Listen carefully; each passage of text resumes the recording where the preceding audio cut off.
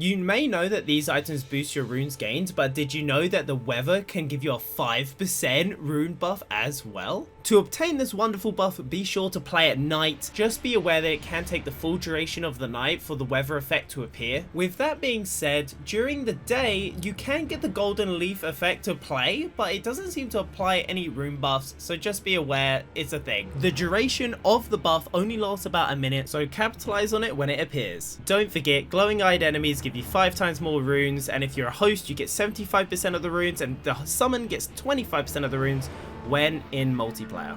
Something so easily missed above the Malenia boss room is this carved face of what could be 𝗥𝗏, it could be one of the sisters of Rot, I have no idea, let me know in the comments. I'm not a lore guy. Who is it? I don't know, it looks pretty cool. What a massive secret in plain sight. So the rickety shield, the wraith calling bell, terrible items, Carian retaliation, actually pretty good. Well, did you know that you can combine these together to make an unupgraded rickety shield do thousands of damage on an older patch of Elden Ring? Here's a quick showcase of the setup and damage showcase on the current patch of the game. If you're doing low level PvP, this can be a great free way to cast spells while not having to do any stat investment. Enjoy! So, you all know about these guys, and the guy in the back, we all know this little oddity and secret. Well, I've got one for you may not know. Did you know these chariots have the creepy feature of always looking at you after being aggroed regardless of where you are or if they can even see you? Currently right now I'm technically invisible and they can still see me. Terrifying.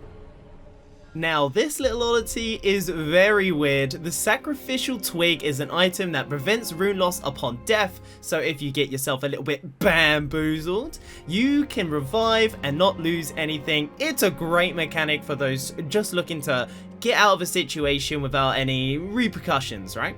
Well, if you get death blighted with the Sacrificial Twig, for some reason, the effect just doesn't play. You keep the Sacrificial Twig, as you can see, but it just doesn't work. It simply doesn't work. It seems like Death Blight has the properties of ignoring the Sacrificial Twig. The School of Graven Mages are an uncommon enemy found all over the lands between, and I'm bound to find one that you haven't seen today. So let me know in the comments if you missed any of these. Here are the locations. You've seen the one north of 𝗙𝗏𝗏 Swamp, Lenna's Rise, Witchbane's Ruins, as well as here at the converted Fringe Tower. Hope I said that right. But now we're going to start getting into the more uncommon ones. You may not have done Selen's questline. She does end up turning into a School of Graven Mages, as well as these in the concentrated snowfield by the Albanoic Rise. But this guy hiding off the side on the edge of the cliff, I bet you missed him. And if you didn't miss him, this bad boy is where I'd place my money that you missed him. This is actually right behind the 𝗙𝗎𝗋𝗄 next to a lesser Runebear. And talking about a Runebear, did you know that you can get them with bonus runes, which is very sick, but you can also crit them while they're sleeping? As expected, all you have to do is crouch up to the Runebear while it sleeps and give it a old bonk on the nose. With a light, of course.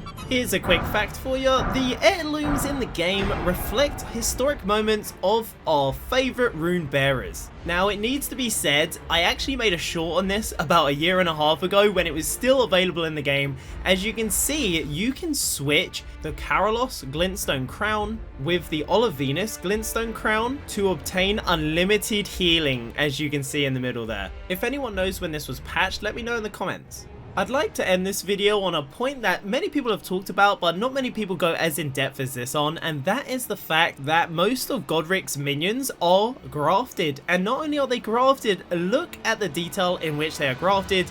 Here we can see a Warhawk feather, but it seems to be a Warhawk from the mountaintops of the Giants. I understand that some of these enemies do roam outside of Godrick's castle, but either way, the detail here is very cool. You can see the white feathers there as a part of them, and you can see their hands connect to other hands to make arms and also, well, hands, and they're not feet, and it's just so crazy. Look at these Warhawks as well.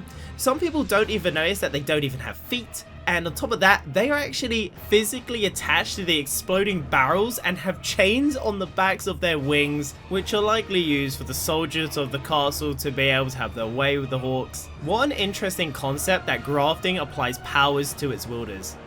If you have any secrets, oddities, or glitches that you want me to cover, let me know in the comments and I will feature your comment in the next video. This is actually my first ever pre-recorded video that I've ever done, and it took me over 30 hours to make, so I'm really hoping this does pretty well for my channel, since I've already live streamed almost 2,000 hours of this game, and I have never even really sat down and made a video on it. In the description will be my social media, but also some full videos from clips I used, like the 𝗥𝗏𝗄 Carian Retaliation playthrough. But regardless on if you check that stuff out, I really hope you enjoyed this video, and I hope to cover more patches, secrets, oddities, glitches in the current game and in previous versions for you all. Have a great rest of your day, and I'll see you on the next secrets, oddities, and glitches video. Bye bye, guys.